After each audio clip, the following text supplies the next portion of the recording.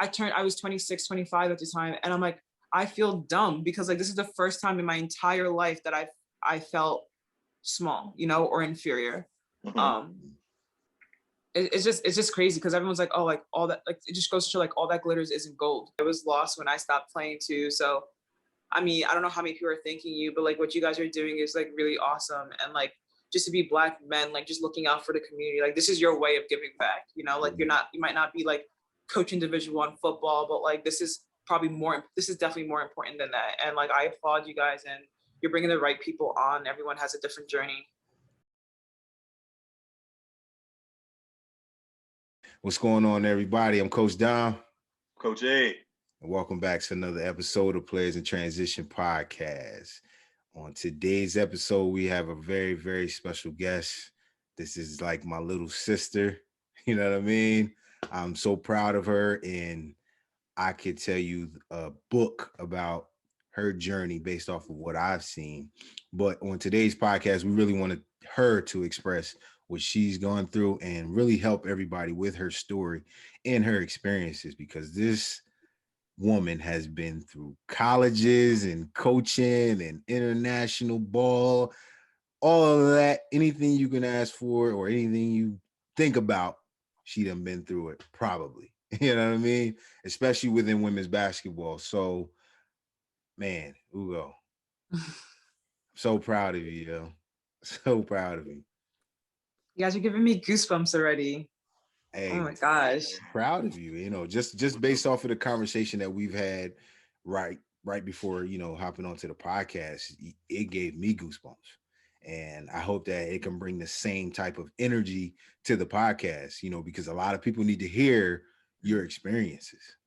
Yeah, that's what I'm here for. And thank you guys for having me on. Like I said earlier, like I've known you guys since I was 17 on my visit to Wagner, not even like while I was a freshman, but on my visit on Halloween. I remember, like they've just been like my older bros. Yeah. Yes, I know. Job done.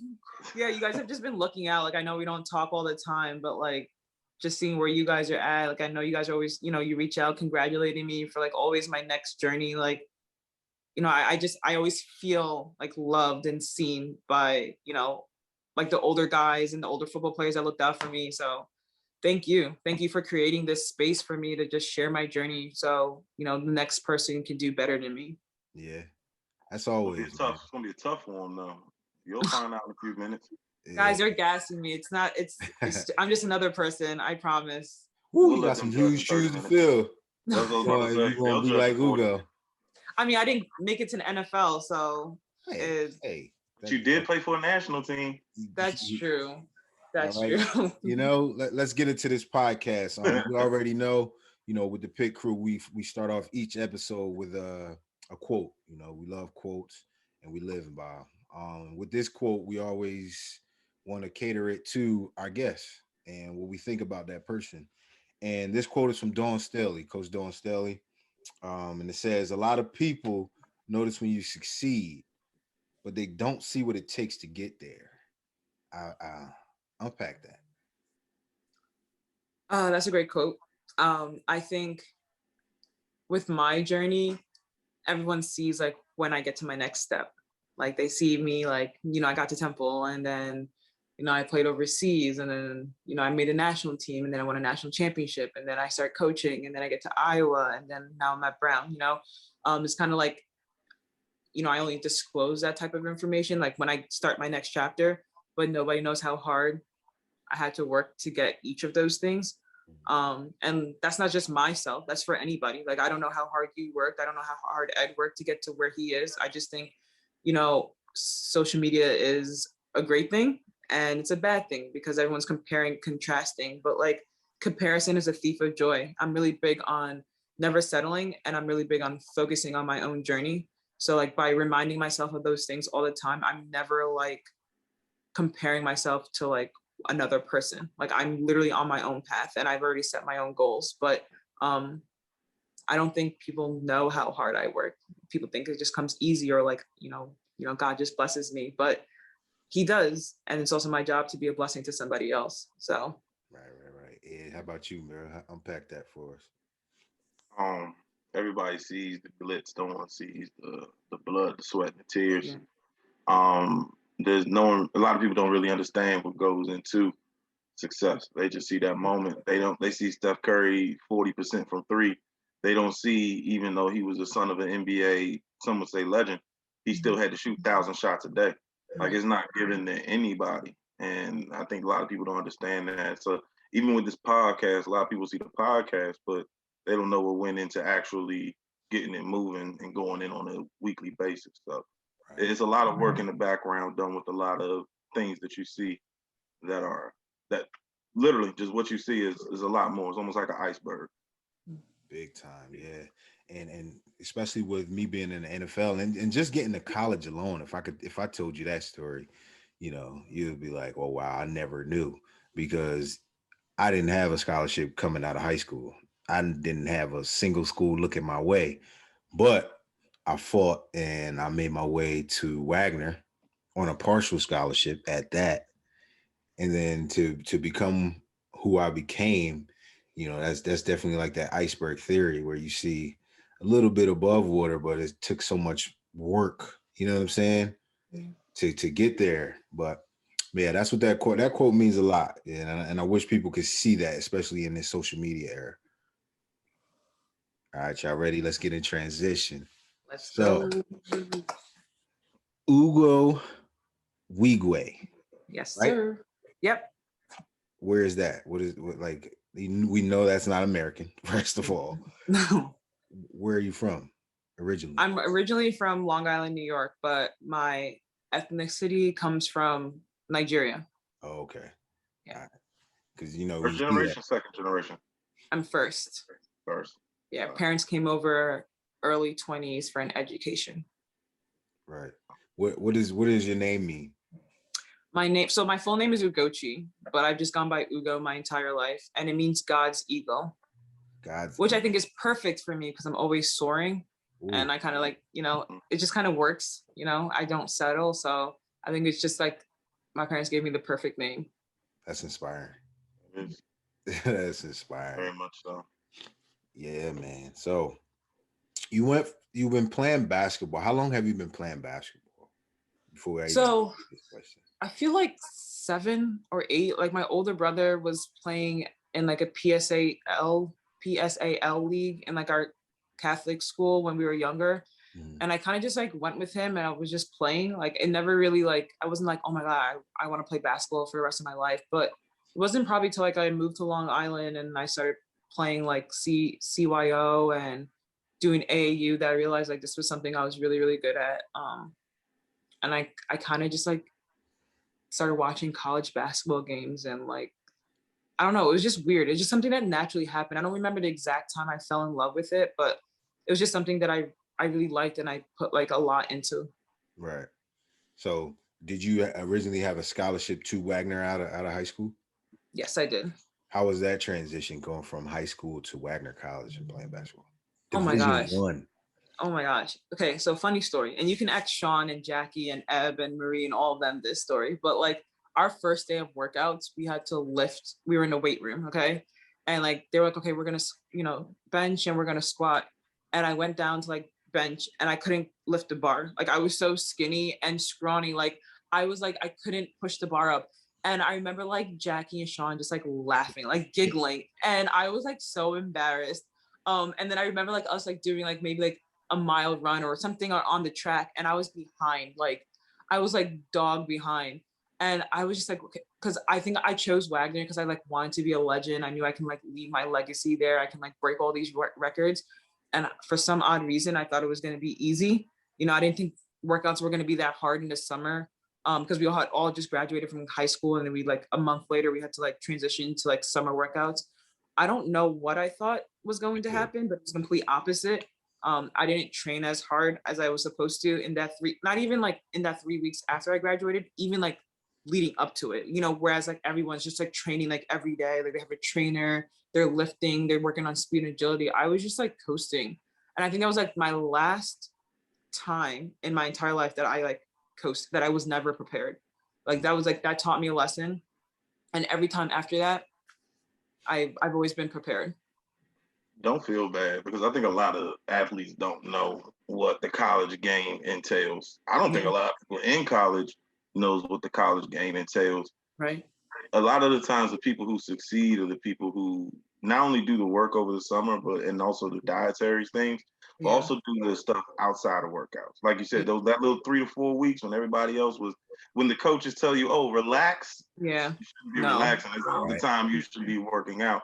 And I think I myself didn't understand that until I graduated. I was like, wait, it wasn't just the workouts? Like I went to every workout. No, you got to do some stuff outside, whether it's some sit-ups, some running, whatever. Yeah, big time. The biggest transition for me was literally the opportunities that I had, right? So in high school, I knew I needed to work out, but I didn't have the equipment that I had in college. So I would use, instead of me using bricks, I actually have weights. So, you know, and with that transition of you going from high school to college, we saw you playing at Temple, right? So I've been waiting to ask, how did you get to Temple from Wagner? Okay. Yeah, so that's a cool story. So actually it's not. So so you guys remember so the coaching staff that recruited me, they ended up getting fired after my freshman year. And like the reason why I committed to a school was because of that coaching staff, which is something I should tell all the people who are watching this. Do not commit for a coaching staff, like, because you don't know, because myself, like, no one told me, like, no one advised me not to commit towards a coaching staff. Like, I was getting offers left and right. Like, I had, you know, I'm this tall Black girl with, like, that blocks shots like crazy. I'm lanky. Like, I was getting a lot of, like, recruitment. And Wagner was the last school to offer me. And I was so tired. Like, I was getting overwhelmed. I didn't want to hurt anybody's feelings. Like, it was just, like, it was a lot on me. And on top of that, like, my Nigerian parents, like this was all new to them, you know, like, would they have ever imagined me playing basketball in college? No, like, they just wanted me to go to an Ivy League school, which I didn't go to. I had an offer from Dartmouth, but I ended up turning them down for Wagner because I was so in love with the staff. And my dad never forgave me for that. But I ended up committing to Wagner for the staff, and like I love them so much. I came on a home visit. Like, it was just a very natural, genuine like interaction. And I got let go at the end of my freshman year, and it was really sad. You know, like, you never want to see anybody losing their job. Like, it was completely, like, from left field, didn't see it coming. And then they had a search, and they involved the team in the search for the next head coach. Like, we interviewed. I was a part of one interview. I think it was with the assistant coach that was at St. Joe's at the time. I don't think he's there anymore. But they ended up hiring Coach Lisa Sermiano. And like, maybe, so I guess my sophomore year now, it's fine. You know, we're not really winning well. We're not winning much. There's like some team stuff going on. And then junior year, like, things are skyrocketing. We're winning games. Like, we're making some noise. We make it to the playoffs for the first time in a while. But like, people are not happy. People are crying. No one's fighting. It's just like a really bad vibe, you know? And I think it's coming, I feel like your team is a reflection of the coaching staff. And if your coaching staff isn't like vibing well or getting along, it trickles down, and like, you see it. And I kind of like, and I think that was like my first test to see like who I am as a person, because I'm like, I'm not doing this anymore. You know, like, here I am, like, consoling everybody who's crying, you know, meanwhile, I'm not even crying. I'm working my butt off. I'm running, I'm trying to like play well and work on my weaknesses and strengthening my strengths. I was like, this is exhausting. Like, basketball is not supposed to be like this. It's supposed to be fun. You know, there's not supposed to be bad vibes. We're supposed to be working together, you know, chemistry, all that stuff. And it was like, none of that was there. And I remember, like, we had just played St. John's, and I think I had like 8 points and 8 rebounds against St. John's. My friend was on that team. So like, she was like, oh my God, they were worried about me. You know, till this day, we still talk about that game. And the day right after we played St. John's, so I think we ended up losing by like 10 or like 15 or 12. I'm not sure. So at that game, like, my whole family came, because it's kind of like a home game for me. Like, Queens and Long Island, they're like neighbors. So my AAU coach came, my high school coach came, my teammates came, my parents came, my cousin, like, everybody came to that game. And like my coach at that time didn't really play me as much as I thought I was gonna play. And it was just like weird because like, why would you do that? And the next day, like she took my captain role away from me. Like we were in the VIP room upstairs, and like she went around asking maybe like what we need as a team or something like that. And she questioned like the leadership on the team. And you guys know me, like I'm not a bad person. Like I want to win. I'm gonna do what's asked of me. And she just stripped me from my captain role. And I was like, honestly, F this. And I like pushed my chair out and I just left. Like I cleaned out my locker like 5 minutes afterwards, called my parents. I'm like, I'm done.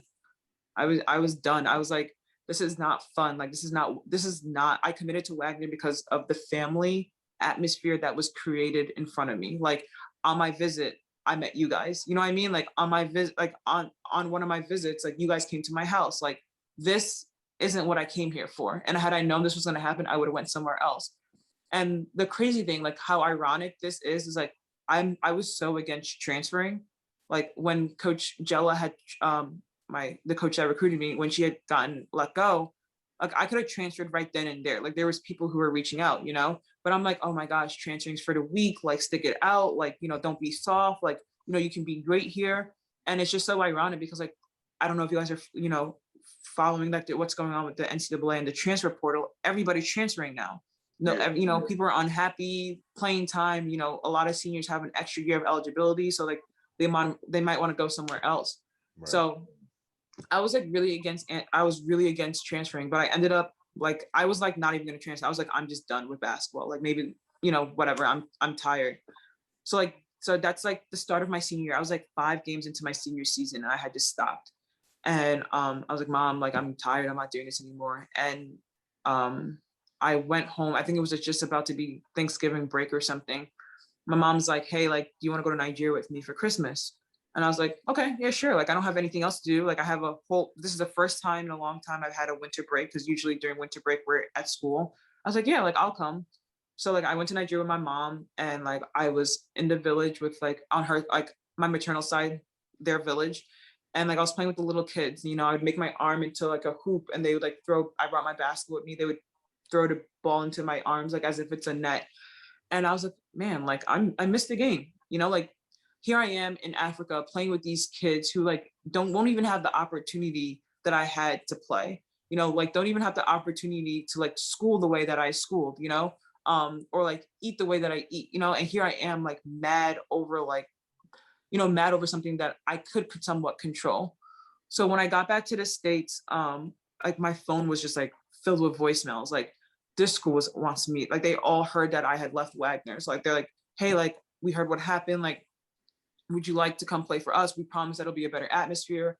Another school said the same thing. Another school said the same thing, blah, blah, blah. And I was just like, man, like, I don't want this to be another, like, repeat. Me being a senior experience. Like, I just want to, like, I know what I want. I know I want a family atmosphere. I know I want to be close with my coaches.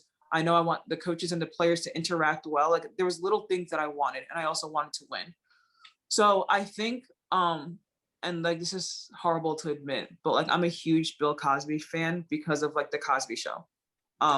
That's, you know, like that's what I grew up watching, and like just seeing like that was like my first reflection of like a successful African American family on TV. Usually like they kind of like try to like put African American families like in a weird light, you know, like or like broken homes or like drugs or jail or whatever. It was like the first time like 2-parent household, they're successful, and then they navigate like all things that Black families go through. I'm also like a huge fan of Good Times too. So I was watching the Cosby Show and I was like, okay, like let me look. I just kind of like Googled like Bill Cosby and I saw that he went to Temple. So I'm like, okay, like that's interesting.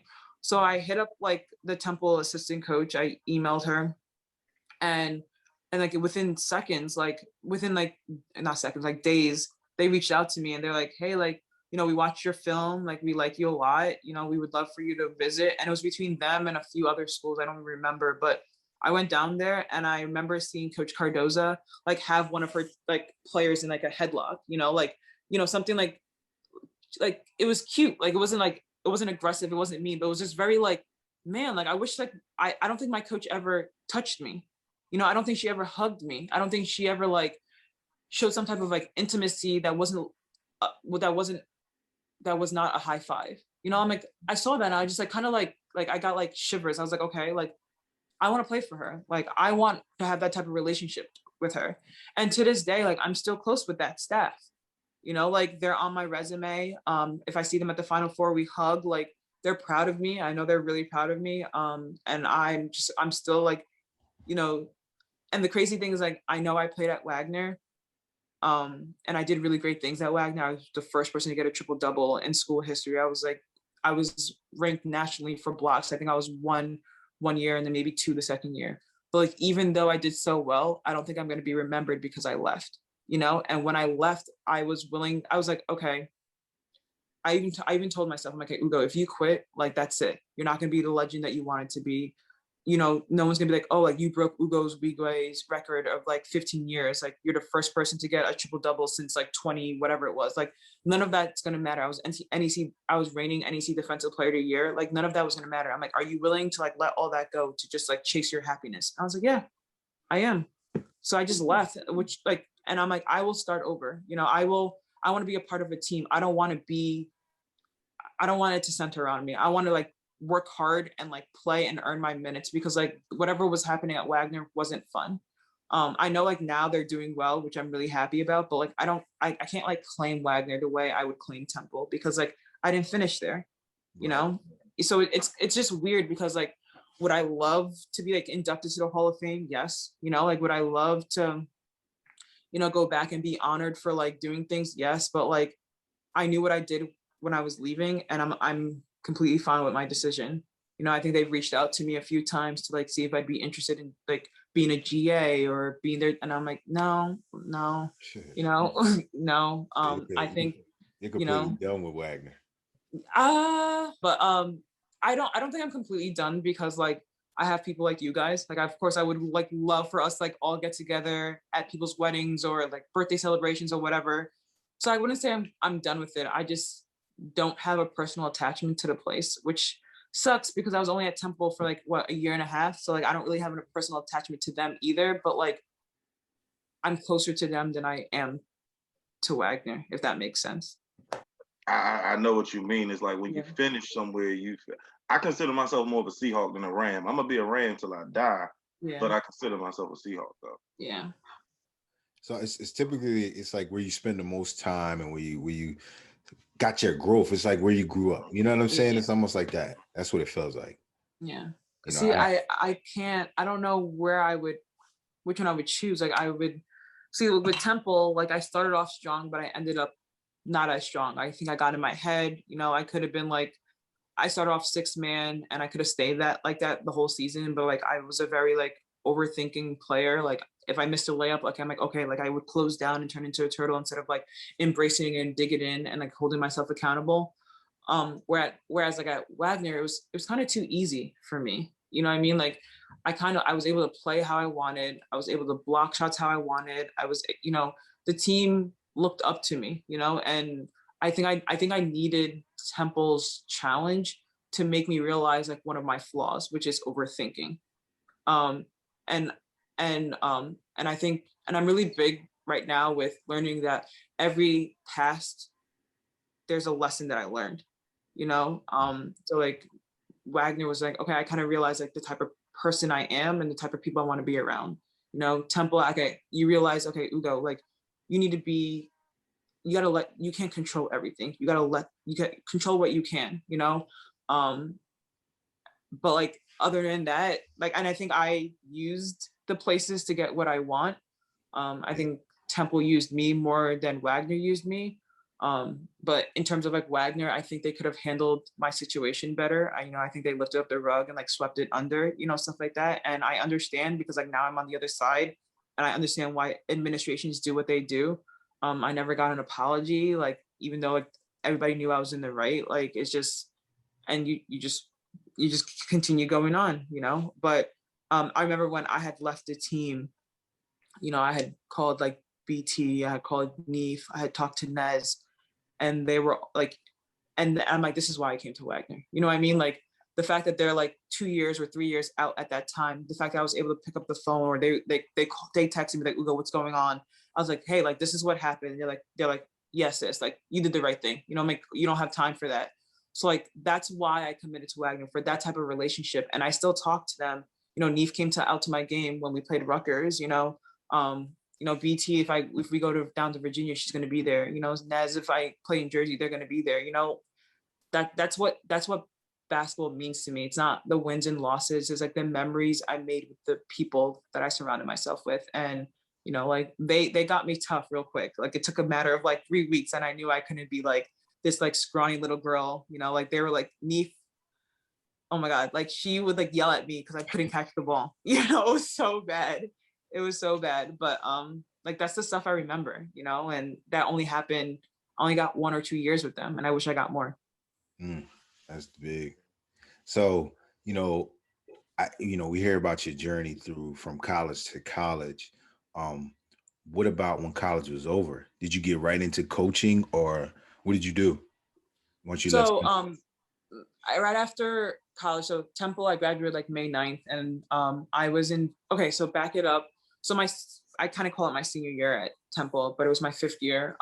Like I think on January 1st that year, I think it was like 2016, I had tweeted, I was like, man, I wish like Nigeria had a national team, like something along those lines.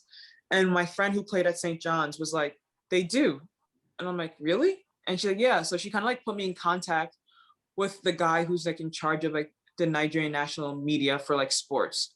And like ever since I've been in high school, like they've been tracking me, like, you know, your name is, you know, Ugo Nwaigwe, or like, you know, so-and-so. And like they kind of like keep tabs on like the players who are Nigerian Americans and how they're playing. So they knew about me. And then like, especially when I was at Wagner, when I was like bigger than I was at Temple, because I was blocking shots and I had, you know, a triple double and a double double here, or 24 rebounds against Robert Morris, like things like that. Like my name was out there. So they knew of me, you know? So like I had like, she put me in contact with this guy, and like kind of like from there just like took off. Like they were like, hey, like we have camp this year. We want you to come. It's an Olympic year. I'm like, okay, cool. You know, like not thinking anything of it. And then I told like my parents about it, and I was like, hey, like I just want to try it. Like I think would be a really great opportunity. You know, like when will I ever have this opportunity again? So I remember they had sent me my ticket maybe like May 9th or something, May 10th. And my dad was just really nervous. Like he was really nervous about this whole thing, because like he's never heard of a Nigerian national team. Neither have I, you know, like it's not common. So he's like, okay, I'm gonna fly out to Nigeria before you, and I'm gonna wait for you at the airport to make sure that like you don't get kidnapped or something. Like this is not like a fluke or whatever. And I'm like, okay, like I understand. So like he flew out before me, and I think I flew out maybe like May like 13th or 14th when my ticket was bought. And I met the rest of the team in Turkey.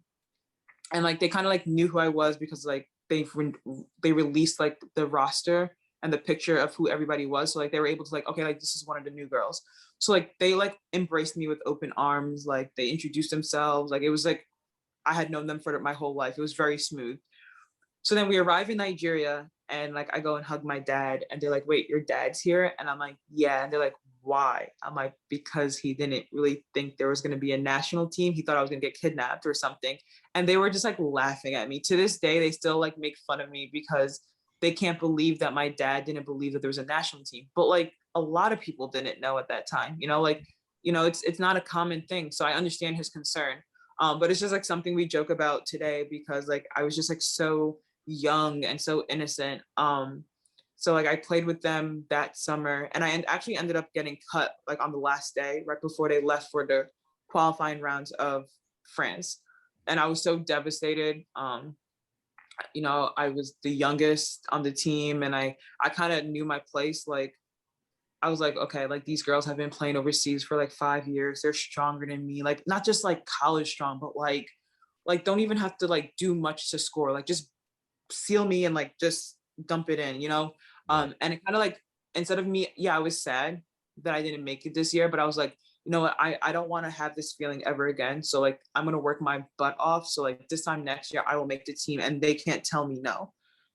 So like I got signed to play in Spain my first year overseas. It was called League Femenina 1, something like that, Liga Femenina 1 in Spanish. And it was like one of the top leagues in Europe. I would play against Olympians, WNBA players, WNBA draft picks, national team members. It was really cool. And then the next summer after that, I made the Nigerian national team and we won the national championship. So Wow. It was just like an incredible. I needed to get cut, so I knew how hard I had to work to make the team the next year, which shows because like that, like it's like the quote that you said earlier by Dawn Staley, like nobody really sees like what you put into success. Like all anybody saw was my championship picture with the national team. Nobody saw that I got cut, and then on top of that, I had to work my butt off. Like from Spain, like I literally got drafted to play in Argentina. So I had played basically like 14 months straight. I was so tired. But I'm like, okay, I gotta keep pushing, stay in shape, they stay in shape. And I made it. Didn't play much because again, I'm the youngest on the team, but like I enjoyed the 7 minutes that I got, I made the most out of it. And I just like really liked being around them. I like learning from them and, the games were incredible because we went 8-0. We like beat Senegal, Mali, Egypt, Sierra Leone, I think. It was just crazy. We just made history, and like nobody can ever tell me that, I'm not a national champion. It might not be like, a U.S. national champion, but I'm a champion, and it's just something special. Cut, after being cut, yeah. But that's the part that people need to realize. It's like, yo, she was actually cut the first time, and then her resilience and persistence to get back to, y'all, I'm gonna make the team. That's powerful. That's powerful. Yeah. How was the experience on the national team? Like, I know recently with the ladies Final Four, with the NCAA tournament at large, they had a difference in equipment. To your knowledge, how was that contrast between what you all received and what the men received? I understand this is a national team as opposed to a private organization, but was there any discrepancies of the sort? Absolutely. There's always discrepancies when it comes to women's sports and men's sports. Yeah. Like I'm not gonna sit here and like bash the Nigerian national team, but like they definitely could do better. I also think that, as women, as the players, like we have a lot of power. Like we need to demand things, like we're not just gonna shut up and dribble. And I feel like sometimes like we're just so happy to be on the team that we don't speak up. But like that goes for anything. That goes for the NCAA. That goes for, people in corporate America. I just feel like we just get so happy just being where we are that like we don't know that we can do so much more. And I just feel like anytime that things are being compared to men, like we deserve just as much. And it's just so crazy that like that's even something that I need to say. You know what I mean? Like never have I ever gotten less than my brothers. I felt like it was crazy to see like the pictures. I thought it was a joke. To see like, okay, the NCAA weight room for women was like a massage room. And they cleaned it up. And they cleaned it up in a matter of like 24 hours. And that's the thing that I have a problem with. It's like, what you're doing is wrong. You might get a reaction out of it, but you still go ahead and do it, and then when people are calling people out, it's like it goes through so many channels. You know what I mean? Like it's not like you're gonna immediately call out like the president of the NCAA. It's like you're going to like the commissioner and then the VP and then all these people. It's just like who's in charge and who signed off on this? Like who said that the men can get all these things, right? And who said that the women can get just this? And how did you think that was okay? Like, do you not have daughters? Do you not have granddaughters? Do you not have a wife that you go home to and talk to about work? Like me personally, I thought it was like a publicity stunt. You know what I'm saying? Like, how they say any attention is good attention. Right. I was like, dag, is this normal? So is something like that like normal for women's basketball? It's like, is that the reason why they had the type of weight room because you only can have like 8 people in there or something? So like my thing is like, it's a COVID year, so everybody needs to like adapt, adjust, and apply, right? my thing, if you guys were able to put that much time and effort into the men's side of the tournament, then you could have done the same thing for the women's. You know, like there's no, like it's this, at the end of the day, it's all under NCAA. It's not like it's NCAA and NCAAW. It's NCAA. So like the same people who are putting things in place for the men, you could have done the same thing for the women. You just chose, and it's crazy because it's a choice. So you can choose good, you can choose bad. You can say yes, you can say no.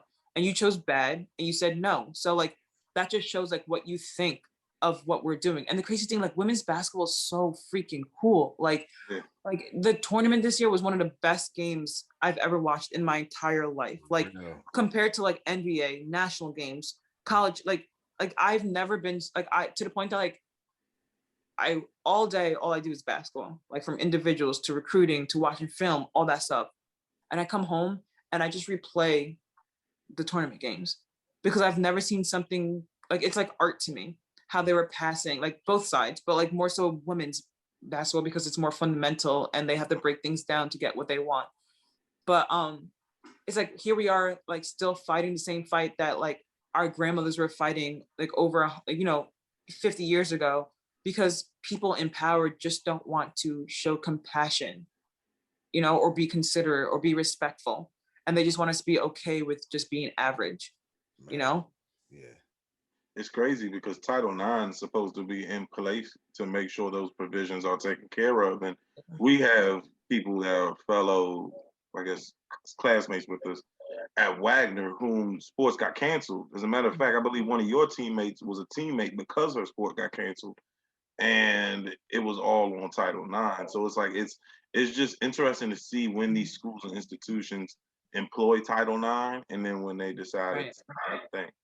Yeah, I know money is a big factor. I know men's sports bring in a lot more money than women's sport, but like they bring in a lot more money because you put in a lot of money to make sure like they have everything that they need to be displayed on national attention.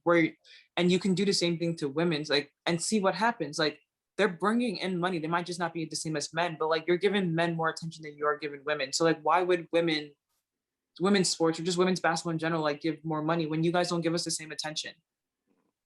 Word. What's the way you think that we can get to a place where it can be more equitable as far as that line share? Because I agree, I think it's better basketball. I mean, yeah, okay, we can run and dunk, but like actual basketball is passing, bounce passes, don't pass it the length of the court just because you can, like, build up an actual possession. Right. So what are some ways you think we can get to that equitable line? Great question. I think it's just having women at the table, and not just like white women, like women of color, women who are gay, like all types of all types of women. I just think there's like with what Coach Barnes at Arizona just did, like no one really knew much about her before this, like I didn't really, I think I went on Arizona's website maybe like once, like 2 years ago, and I saw her and I saw that like, I saw stuff about her staff. But other than that, like, it's not like I'm following her on Twitter or whatever, but like just seeing her do what she did, and it inspired so many people, like not only just like inspired Black women, it also inspired like schools who are just like might be mid-major or high mid-major or low Power 5 to be like, okay, well, she did it, so I can bring my team to this level. You know what I mean? So it's not just like Black women, it's also teams, it's also like chemistry. It's like so many things happen because of the opportunity that her athletic director gave her, and like just having people believe in people who are different from them, whether that's sex or sexuality or race or age. It's just like, let people learn and let people lead. Like people can follow and lead, like that's how relationships work. It's not always just like follow and not be able to like voice your opinion or your thoughts or your concern. It's also like, okay, I'll follow, and now it's my turn for you to like watch me like apply everything that you have taught me. Now I have to lead. So with you being a current coach, you're assistant coach at Brown, right? Brown University. Yes, I am. With you being a coach, especially a young Black woman, we're talking about the NCAA tournament. We recently just saw, 2 Black women head coaches take their teams to the NCAA Final Four in women's basketball for the first time in the history of the sport. Right. You know, how did like seeing something like that, how did that make you feel as an aspiring head coach, if that's what you want to become? I watched it and I'm like, I want to be there. Right. You know, I want to do that. And I want to do what I'm doing right now so well that I can that I put myself in the position to do something like that. Like I know what they did. I know they know what they did. You know, like I know they know like the magnitude of the platform that they had in that game. But like here's little old me, like new to this game, new to like being on the sidelines, and I'm just like so inspired. It just makes me work 100 times harder. It makes me like it's just like everything. And it's just crazy because like I'm pretty sure I wanted to start coaching because of my Temple coaches, because it was a predominantly all Black staff, and I'm just like, I've never had a Black coach before. Wow. Never, not until it wasn't until Temple. And like I kind of saw like how they were, and I was not even thinking about coaching, you know, it wasn't even in my thought. And it wasn't until like I got to Temple and I'm like, this might be something I'm interested in. I had taken my LSAT. I thought I was going to law school. I was currently applying to law at the time. Great decision to not go, by Thank the way. you. FYI. Yeah. It's just like, it's like you don't realize you can do it until you see somebody, you know. And if I hadn't transferred to Temple, if things didn't happen the way it did at Wagner and I didn't transfer to Temple, I would have never been in the position that I am. So like it just shows like past experiences lead you to like where you're supposed to be. And like I saw my Temple coaches do it, and I'm pretty sure I've told them this plenty of times, but like I got into this because I saw them, you know. I saw them a lot. I saw them every day. I saw like how goofy they were and how hard they were on us, and like, you know, how they were also teaching us how to be better women, you know, better students, better people, better basketball players. It was bigger than basketball. It was definitely always bigger than basketball. Yeah, we wanted to win and we were on the bubble that year. But like we did really well, you know. And I think that was my like kind of like my wake up call in my head that like, okay, this might be something you might be really good at, you know, only because I saw them. Wow. You know, that's the true power of like, you never know when somebody's watching, you know what I'm saying? You never know who you're inspiring in the moment you're doing the work that you're doing. And that's something that my dad kind of always taught me. And that's something that I try to convey to anybody that asks me about the, you know, the journey of doing whatever, you know, especially getting the questions about football. You know, I tell kids, man, do everything as if somebody's watching, because somebody is, especially with social media. You see jokers tweeting and having fun while they're in high school. Yeah. And then that stuff gets pulled back up, you know, later on in their professional career. So I say, you know, carry yourself as if you're already in that professional career. Right. Right. Yeah. But to their veil though, right? Like we say that, and I feel like we sound like the old heads we talked about when we were that age. Like we weren't in that. And when we were coming up, Facebook had just started and it was a computer platform. Right. So while I definitely firmly agree with you, both of y'all, we got to also understand that it's something we didn't have. You know what I mean? Imagine if you were in school right now, your main way to do it. So that's not saying that they don't need to do it. No, they definitely still need to take the place. But also just to let them know that there is some sympathy with it, to understand we didn't have that. If they would have half the stuff that we posted, like, let's just be honest. You know what I mean? But it was a different time. Yeah, that, you know, that's understandable. But it's like, okay, I'm not going to act a certain way in school, in public, right? You're not going to do certain things because you know you'll get in trouble for it. And it's the same thing with social media. You don't want to do certain things on social media, especially if you're aspiring to be, you know, further your career at whatever it is that you want to do. It's like acting out in school. You know what I'm saying? You don't want to act out in school and get in trouble and go to jail and things like that, because now it's on your record. That's what social media has become. It's our record. So yeah, I agree. I wasn't invalidating. I was just saying more just to sympathize with them and understand. You telling them to control something that was a medium you ain't had. Yeah. You know what I'm saying? So like, you see how we do it. We using it now for the podcast, personal, business, all that. But they're using it. That's their lifeline. You see what I'm saying? So it's just, I just want to let them know it's a little sympathized. I can see them being like, "Oh man, bump this podcast." It's like, we just trying to let you know. No. First of all, no. I'm glad you said that, because we're telling you something to protect yourself. Facts. Oh no, I agree. And I'm telling you, you could go on the Explore page and see a bunch of old stuff that an athlete said that came back. So it's like, yo, we understand, have fun on social media, but understand that it's being watched. It's your record. Right. Once it's put on there, it's your record. So, with that being said, Ugo, as an assistant coach, like, how do you talk? Do you talk to your players about things like this? No, we haven't had discussion about social media yet. Because it's just, we didn't have a season, the Ivy League, like the players just came back in January. So like we just went straight into workouts. And I mean, I'm sure that's on the docket for like when the fall starts, but like just social media in general, like when we were in college, like Twitter was just coming out, Snapchat was just coming out, Instagram was just coming out, like all these. And the thing is, like, we also weren't like, our life wasn't dependent upon it. Like there wasn't like makeup stuff, like, like not I have anything wrong against people who are using makeup. It's just like people weren't judging themselves based on what they see through their, whereas because it was just new, so everybody was just like, oh my god, this is cool, like look at Snapchat, like let's take a picture, like stuff like that. It was more like selfies, and duck faces, but it had nothing to do with, oh, like, well, Dom just got a job, at Goldman and Sachs, what am I doing with my life? Like, this is not fair. What I mean? It was never like that. It was like, oh, cool, Dom got a job at Goldman Sachs. Like, that's awesome. Like, let me like this. I'm happy for him. Whereas like now it's like, man, like he got a job. Like, what am I doing? Or like, oh my God, he just got a Tesla.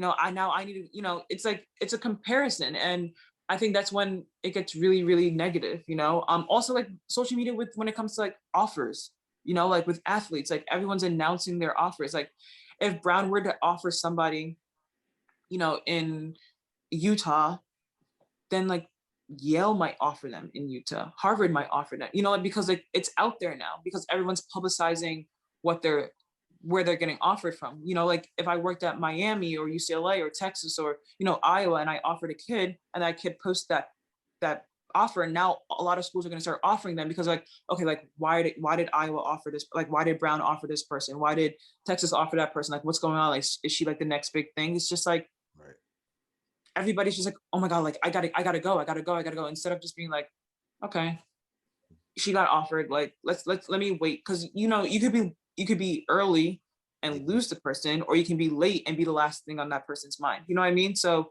there's no correct mathematical formula. Like I think social media definitely depends on the person, because like we can sit here and be like, well, don't do this and don't do that. But here, like, we don't know what's going on in all these people's lives. Like we don't know.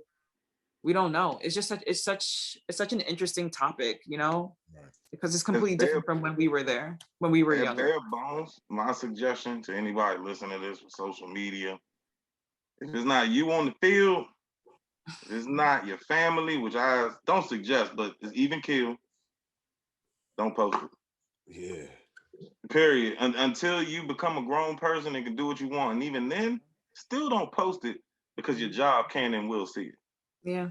Like there's people, like the higher up you go, and like I remember when I was working at Iowa, I remember like I think someone had posted a picture of me, like welcome me to the community. And like the next day I woke up, I had like 100 requests, like on Facebook, on Instagram. And I'm like, what is going on? Like, this is so weird. And I remember somebody telling me like, hey, like, be careful now, because like there's people who work for like the local Des Moines, like a local paper, whether it's Des Moines or Iowa City, that like looks to see if your name, any Hawkeyes, or like is like did they do something on the weekend? Like, did someone drink and drive? Did someone, shoplift? Did someone do this or whatever? Was someone caught like acting a fool, drunk in the, there's people who are hired to catch you, and like once you're caught, that's it, So I was scared. I was like, man, like now I'm in like some type of light, and I was nervous to kind of like move, like sometimes I wouldn't even wear like Iowa women's basketball, because like one, I didn't want people to think I'm on the team instead of like on the staff, and two, like I don't want people like knowing like that's where I work and, start asking me questions. It's just scary, because like even like now, like I don't even think I wear like, if it's on the weekend, I don't wear my brown stuff. You know, it's just something that like I'm not very comfortable doing because you don't know what people's intentions are. It can be pure and they're just interested in knowing about your job, or they can just be like, oh, okay, like, you know, they have a different agenda. You never know. This was good. You gave us some great advice, especially for any aspiring women's basketball player who wants to continue their career or is afraid to transfer or trying to figure out which school to pick. I feel like you put your finger on something that they should look into. But you know, this is the end of the podcast, and we want you to speak to you, right? We want you to speak to the old you. Like, what advice would you give someone that's following in your footsteps? Like, what advice would you give to the old you? That's a great question. It's something I actually been thinking about a lot recently, especially since quarantine started, because like my whole life has been basketball, like ever since I've been 7. So I'm 27 now, so 20 years. And like quarantine happened and like basketball was taken away from me for a certain amount of time because NCAA tournament got canceled, you know, stuff like that. And I'm like, okay, now Ugo, like what do you like? You know, like what are your other, you know what I mean? Like, what are your other hobbies? Like, I read a little bit, you know, I try to take up some art, you know, I'm really into music and podcasts and stuff like that. 2K But has a basketball game. what? 2K has a basketball game. You know, you like You know, basketball. I'm actually thinking about, I might get into video games. Like I think I'm thinking about it. Because I just bought a really nice TV. But my thing is like don't, okay, so there's this, the movie just came out called Soul on Disney Channel Plus. I don't know if you guys both watched it, but like I think one of the themes, the theme I got from it is like, don't allow your passion to consume your life. And I think basketball consumed my life for a big part of my, like maybe up until like last year when I like a light bulb went out in my head. It's like, okay, Ugo, like what else do you like? And if I can talk to myself, you know, my like 15-year-old self, I'd be like, enjoy high school a little bit more, you know, go out, you know, like go out to a party, you know, like, you know, it's just like, not even that. I was just like so like good at being good, you know, like following the rules, and that I was like always trying to like live up to some type of expectation or someone's standards except for mine. And like it's not until like maybe after, like not until I got to Wagner that I started living like my own type of like lifestyle. But like just kind of enjoy being a kid, you know, because it just goes so fast. Like, you know, just partake in as many activities and, you know, be more social and don't be afraid to like make a mistake. And that's probably the big one, not being afraid to make a mistake. Because like through that, like you learn your life's greatest lessons. And then also like fall in love with the process of becoming great. I think that's a big one for me. I think I was probably a little, at that age, I was kind of too afraid of my potential. You know, like everybody was like saying all these great things about like my body and, you know, like where I could go and like my skill set. And I kind of just like limited myself and just did subpar. And I could have crushed it a lot more, you know, if I just took it a little bit more, not seriously, but just believed in myself more, you know? So there's also an extra point segment. Okay. You get a question for either me or Dom. It could be for either individually. It could be both at one time. It could be individually and bump the other person, but just anything that you have a question or something that you wanted to talk about, anything that you want to incorporate, this is for you. Right. Okay. To ask us. So now you're the interviewee and we're the interviewers. My bad. Other way around. You're the interviewer, we're the interviewee. There we go. I skipped that part because my allergies been killing me this whole podcast. Nah, I kind of forgot. I'm glad you brought it back up. Yeah, so with like he said, with the extra point segment is really your show. Ask us any question or, you know, elaborate on anything you want to touch base upon that we didn't talk about. All right. Something I would not necessarily a question, like just like a thought, you know, something that really affected me the last year. It's just more about like being a Black woman.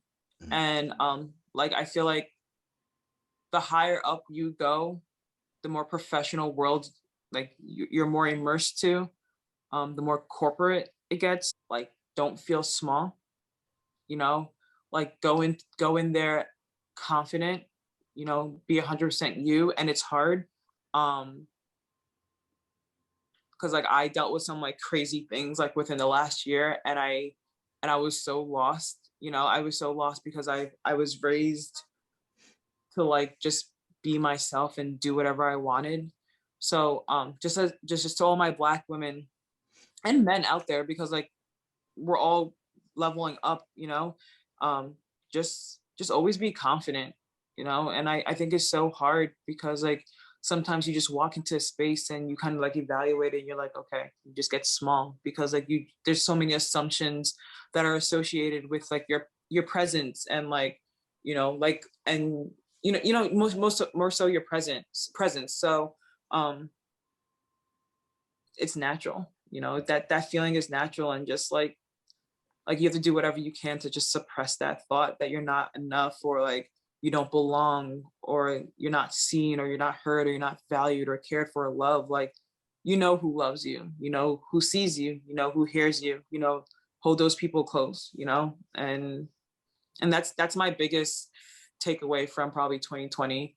And 2021 is just getting started, so I'm excited to see what lesson I learned this year. But just for all like my Black people who are listening, especially like the younger generation, just be you, and in every way possible, on the court, off the court, on the field, off the field, on the base, or whatever the baseball people call it, like whatever it is, you know, like just be you. And I know it's hard, but Yeah. you know, that's Wow. basically it. You know, that's great advice. Yeah. We really appreciate that. We wish you well with whatever you do. You know, we know you're going to be great just based off of who you are as an individual. You know, we love you as a person, but even more as our little sister. And we thank you for coming on to the show. Again, my name is Coach Dom. I'm Coach Ed. And that's the Players in Transition podcast. Peace. Bye, guys. My daughter started crying, so. Oh my God, that was awesome, Fine. guys. Oh my goddaughter, man. Bring her into the picture. Is that your goddaughter? That's my Uh, daughter. yeah, Oh my gosh.